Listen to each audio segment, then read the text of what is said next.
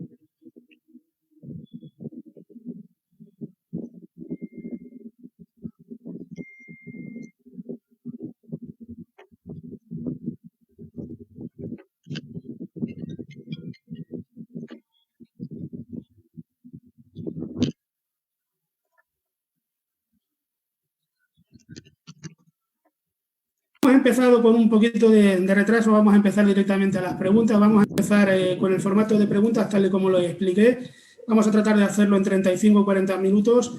Yo les hago la pregunta y ustedes pueden interlocutar o yo les voy alternando las preguntas según ustedes vean. Empezamos con Gerardo. Gerardo, ¿cuál es su visión de la situación de América Latina actual? ¿Hay una estrategia regional para neutralizar los gobiernos progresistas? Bueno, la verdad que encontrarme en esta entrevista con Andrés para poder hablar de esto me parece que da cuenta de lo que está ocurriendo, ¿no? Yo conocí a Andrés Sara. La verdad que encontrarme en esta entrevista con Andrés para poder hablar de esto me parece que da cuenta de lo que está ocurriendo,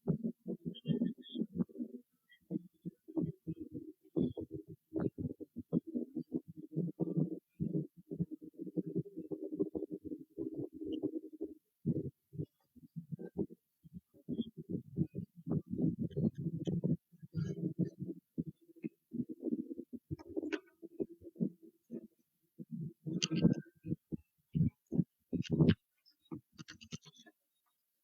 Democratización de la ciencia y la tecnología, de acceso de estos sectores a los movimientos populares y a la ciudadanía en general era realmente impresionante y para nosotros era un modelo en una ciudad como Barcelona. Y aprendimos mucho de ese viaje, muchas de esas políticas que se estaban implementando en el Ecuador en ese momento las implementamos también en Barcelona, en materia de ciencia y tecnología, y evidentemente vemos como una tragedia el retroceso que se está produciendo en estos últimos años, como las políticas neoliberales lo que han hecho es producir un atraso enorme, atacar esos avances modernizadores que llegaban al conjunto de la ciudadanía, y por lo tanto, en medio de la tragedia que significa eso, cómo estamos viendo la vulneración del Estado de Derecho y de principios democráticos básicos para desmantelar esas políticas, simplemente decir que me alegra, en medio de esa tragedia, digo, encontrarme con gente como Andrés, con esa nueva generación de gente preparada, de gente con compromiso social, que hoy tiene, digamos, a su cargo la responsabilidad de encabezar la resistencia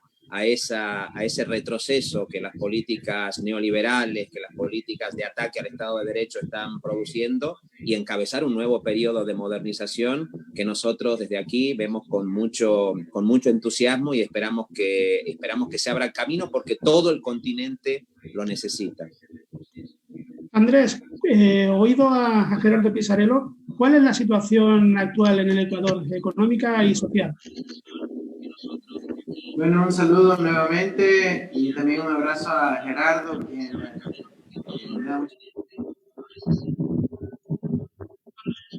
los años siempre te estaba siguiendo ahí de tu acción parlamentaria tan importante para defender esos valores de la humanidad, valores del progresismo, valores civilizatorios, creo yo, que hay que cuidar como humanidad. Yo quisiera comentar, la situación ahorita es terrible. Yo quiero aprovechar este espacio para alertar a nuestros hermanos en España y a toda Europa, que hay riesgo que en el Ecuador no hayan elecciones. Quiero dejar esto muy en claro. Hay el riesgo de que no hayan elecciones. Justamente ante esa renovada esperanza, ante la alegría que está sintiendo el pueblo ecuatoriano, porque puede ver la luz al final del túnel, porque el 7 de febrero es muy posible, es hasta probable que nosotros salgamos triunfantes. Por eso mismo hay el riesgo de que no hayan elecciones. El día de hoy, hace pocos minutos, el Ministerio de Finanzas del Ecuador hace un anuncio eufemístico diciendo que van a revisar el presupuesto para las elecciones del próximo año, cuando ya desde hace meses está enviada la alerta de que quieren justificar que no haya elecciones supuestamente por falta de presupuesto. Yo no sé en qué país hay una consideración de ese grado, así que yo quisiera alertar al mundo entero de que en el Ecuador se quieren poner cualquier tipo de excusas para suspender las elecciones, y el día de hoy un anuncio de que dicen no hay plata para las elecciones. Eso creo que es intolerable. Esto no puede ser defendido por parte de este gobierno y debe ser, debe tener el reclamo unánime de toda la comunidad internacional ante este intento socapado de robarnos la posibilidad de que haya democracia en el Ecuador, de que haya elecciones. Yo creo que ahí hay una posición muy decidida por parte del gobierno de no otorgar presupuesto al Consejo Nacional Electoral. Están ya atrasadas las acciones que se tienen que hacer con relación a las elecciones de febrero, y obviamente mientras más transcurre el tiempo, más difícil de organizar administrativamente esto sin recursos y más difícil de que se puedan realizar a tiempo. Estamos viviendo ya una dictadura casi abierta en el país, donde la crisis económica, social, sanitaria corre el riesgo de convertirse en una crisis humanitaria en los próximos meses, y a esto añadimos que un gobierno totalmente deslegitimado, que ha priorizado la muerte por sobre la vida, que ha priorizado unos cuantos banqueros por sobre las familias ecuatorianas, ahora está a punto de hacer tabla rasa sobre esa ley fundamental que es el tema de las elecciones. Ya intentaron hacerlo con la excusa de la pandemia, eso no fue aceptado por la sociedad, y ahora están intentando el argumento de la falta de presupuesto. Hay una narrativa presente en los medios hegemónicos, en los voceros de la derecha, que dicen es que no hay recursos, entonces no pueden haber elecciones, y aumentó esa presión a partir de nuestra presencia en la papeleta electoral, que va a ser de un triunfo contundente a favor del pueblo ecuatoriano el 7 de febrero del 2021. Y así que nuevamente insisto, aprovecho para alertar esto. Ojalá, Gerardo, podamos darle visibilidad a este asunto también en el Parlamento, en las áreas de relaciones internacionales, a través del sistema parlamentario y la representación diplomática acá en Ecuador, que el mundo conozca el riesgo que se está viviendo en el Ecuador. No quiero después decir, se los dije, nosotros estamos acá obviamente activados, estamos planteando esa preocupación, pero es una preocupación que merece toda la alerta del caso, porque aquí finalmente vemos con muchísima esperanza recuperar la patria y sin embargo nos la quieren robar. Gerardo, usted tiene experiencia en gobiernos en confluencia y en coalición. ¿Qué le aconsejaría o por qué motivo le diría a los ecuatorianos que adopten este formato que se presenta de Unidos por la Esperanza, en el que hay 3 partidos políticos, varias plataformas y diferentes sensibilidades? ¿Qué le podría aportar, qué le diría a los ecuatorianos para que confíen en esa fórmula?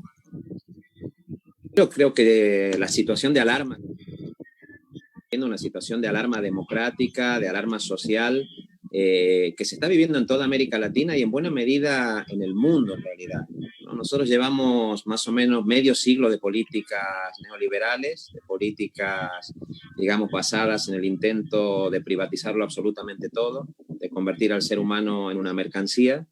Y esas políticas neoliberales, digamos, ya fracasaron, digamos, en muchas ocasiones. Pero me parece que en este momento se están mostrando más que nunca que no solamente son un fracaso porque generan una enorme concentración de riqueza, porque desperdician el talento de la gente, sino directamente porque son incompatibles cada vez más con la democracia, ¿no? Lo que está denunciando, digamos, ahora Andrés, en Ecuador, pero no solamente en Ecuador, en Bolivia, en muchísimos otros países, se está recurriendo al fraude, se está recurriendo a la proscripción de candidatos, se está recurriendo al falseamiento incluso de los procesos electorales para intentar mantener unas políticas neoliberales enormemente autoritarias, enormemente agresivas, pensadas para proteger el privilegio de muy pocos, porque es la única manera de mantenerse en el poder.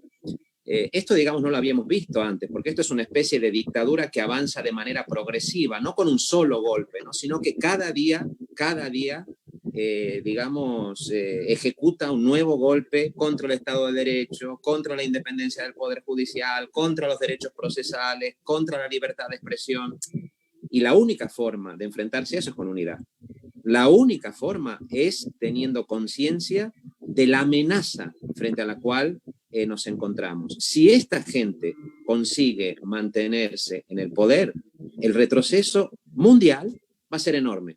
Y estoy hablando no solamente de lo que ocurre en Ecuador con el gobierno de Lenín Moreno, estoy hablando de lo que ocurre en Estados Unidos con Trump, estoy hablando de lo que ocurre con el gobierno Bolsonaro en Brasil. Es un proceso mundial donde el neoliberalismo está dando lugar a fórmulas de extrema derecha que son incompatibles con la democracia y con los derechos humanos. Y frente a eso, me parece que todas las personas progresistas, todas las personas demócratas, deberíamos tener conciencia de la urgencia, de la alerta democrática, de la alerta social frente a la que estamos y unirnos frente a eso por una cuestión de supervivencia civilizatoria simplemente. Andrés, si gana usted las elecciones, ¿cuáles serían las 3 primeras medidas más urgentes que debería tomar? Nosotros tenemos 3 prioridades sencillas para el pueblo ecuatoriano. La primera, resolver la crisis económica, social y humanitaria que vamos a estar viviendo para el mes de mayo, aplicando políticas económicas de corte progresista para poner dinero en el bolsillo de las familias ecuatorianas y que puedan alimentar a sus hijos. Ahora la población está pasando hambre en el país, una cosa que no había ocurrido en décadas. El 80% de la población tiene la mitad de los ingresos mensuales que tenía hace 8 meses. El 80% de la población ecuatoriana está en el